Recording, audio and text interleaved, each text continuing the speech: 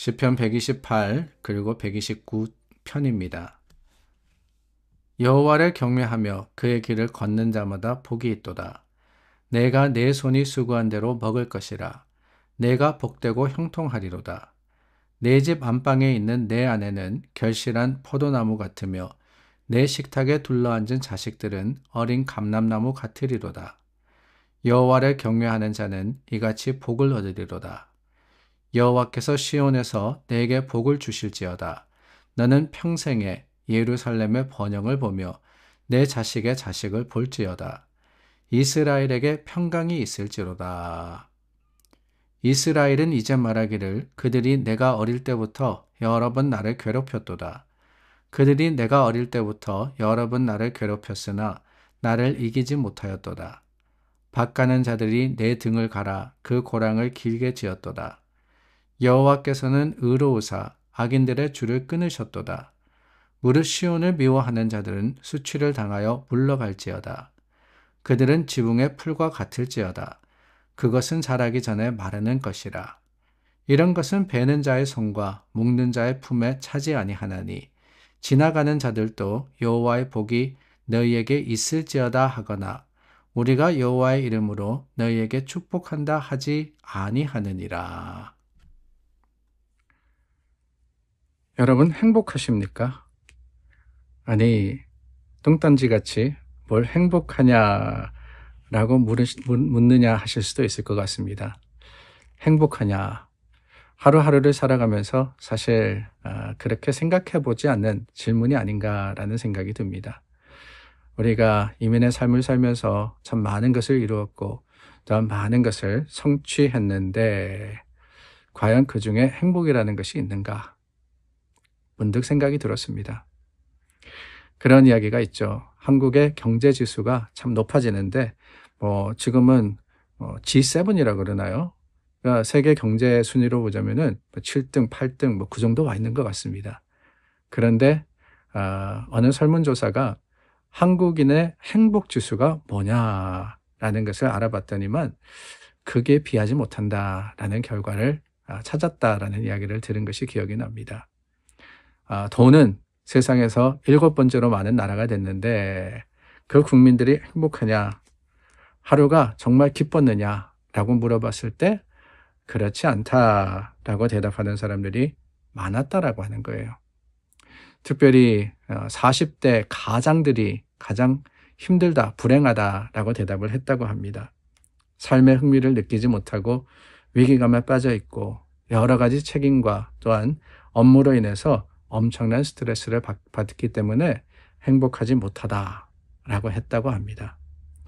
그런데 여러분, 그런 현실 가운데 하나님의 주시는 말씀이 참 괴리감으로 다가올 때가 있는 것 같습니다. 왜냐? 성경에서는 여러 곳에서 기뻐하라, 감사하라 라고 하고 있거든요. 기뻐하라, 감사하라. 물론 그렇지 못하기 때문에 하라라고 하시는 것일 수도 있습니다.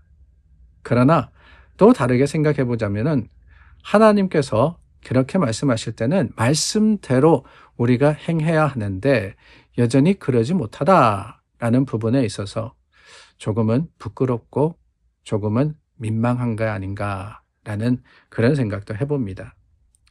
오늘 저희가 나누었던 시편의 말씀도 그렇습니다. 이 시편의 말씀 속에 계속해서 128편 저희가 중심으로 나누는데 말씀하시는 것은 뭐냐? 다름이 아닙니다. 감사입니다. 감사.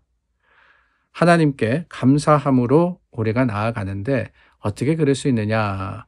반복해서 하시는 말씀은 복이 있다라고 하고 복되도다라고 하시며 복을 얻을 것이다 라고 하고 있습니다. 다르게 이야기하면은 왜 감사하느냐? 행복하기 때문이다 라고 하는 거예요. 행복하다. 자, 이스라엘이, 아니 시편의 기자가 뭘 그렇게 많이 누리고 얻어서 행복하다라고 하느냐? 그렇지는 않습니다.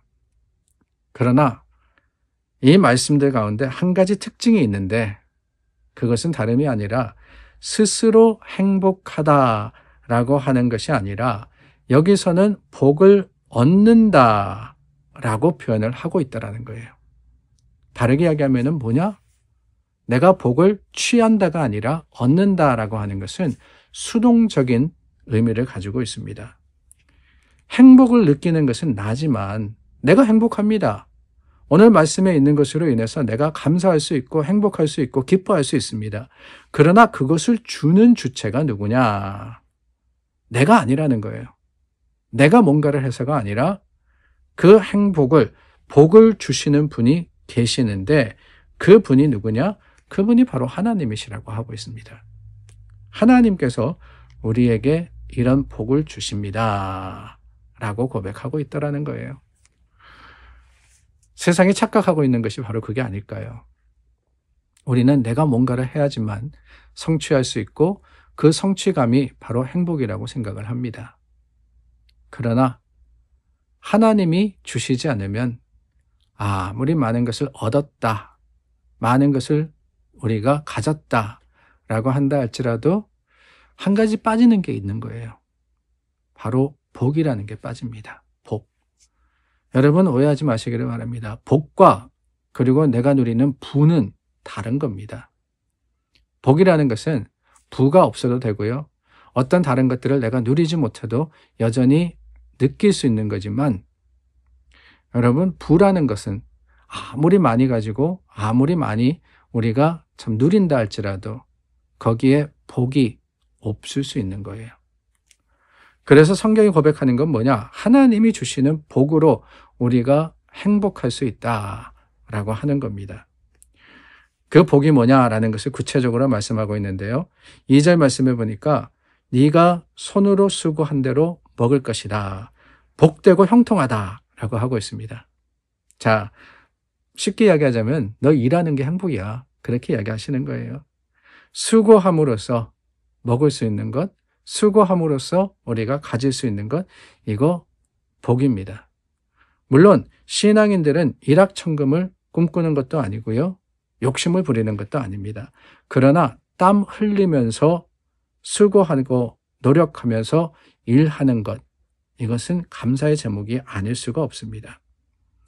성경 말씀은 노동과 일의 두 가지의 모습을 보여줍니다. 노동과 일이 둘 다 하나님께서 주시는 것임을 우리는 먼저 생각해야 됩니다. 그러나 여러분, 문제는 사람이 이 일이라는 것을 죄 때문에 노동으로 바꾸어 버렸다는 겁니다. 하나님께서 복되게 에덴 동산에서 하나님이 아담에게 쉬고 가만히 있으라 그런 게 아니었어요. 다스리라고 하지 않으셨습니까? 근데 그것을 죄로 인해서 어떻게 되느냐? 땀을 흘려야지만 네가 먹고 살 수 있게 됐다라고 하는 것은 힘들고 어려운 노동으로 괴로운 짐으로 하나님의 주신 복이 바뀌어 버린 겁니다. 자, 그렇다면은 뒤집어서 생각하면은 여러분 우리가 일을 함으로써 행복할 수 있는 것은 뭐냐? 그게 바로 에덴의 복이 아니겠습니까? 하나님께서 우리를 복되게 하신다라고 하는 것은 우리대로 아무 일도 하지 않도록 많은 것을 누려가지고 이제는 일할 필요도 없고 이제는 수고할 필요도 없고 노력하지도 않아도 된다. 이게 아닙니다. 하나님은 우리에게 오히려 일할 수 있는 어떤 일입니까? 내 자신을 위한 일이 아니라 하나님의 영광을 위한 일을 할 수 있는 기회를 주셨고 그것이 우리에게는 믿음의 자랑이 되고 감사의 제목이 되게 하신 겁니다. 그러므로 생각을 좀 바꿔야 되지 않을까라는 생각이 들었어요. 뭐냐? 하루를 시작하면서 직장을 향해 나아가면서 아이고 오늘도 힘들다. 오늘도 어렵다. 내가 언제쯤이면 은퇴할 수 있을까? 내가 언제쯤이면 때려칠 수 있을까? 그런 마음이 아니라 이것도 하나님이 내게 주신 기회이고 하나님께서 하나님의 영광을 드러낼 수 있는 어떤 특별한 참 우리에게 주신 그 참 순간이다라는 생각을 하게 되면 감사할 수 있지 않겠습니까? 모든 것이 우리에게 짐이 될 수도 있지만 모든 것이 또한 우리에게 복이 될 수도 있습니다. 하나님 안에서 같은 것을 한다 할지라도 감사함으로 할 때 하나님의 주시는 복의 순간이 됨을 기억하고 오늘 하루를 시작하며 찬양하는 여러분들 되시기를 간절히 소망합니다. 기도하겠습니다. 참 좋으신 하나님 감사합니다. 오늘 우리에게 일할 수 있게 하시고 또한 그것이 감사의 제목이 되게 하십니다. 하나님 안에서 순간순간을 하나님의 영광과 말씀의 풍성함을 기억하며 살아가는 또한 행하는 자들이 될 수 있도록 도와주시옵소서. 예수님의 이름으로 기도드립니다. 아멘. 우리 하나님 앞에 하루를 시작합니다. 말씀과 기쁨이 여러분들의 행복이 되기를 간절히 소망합니다.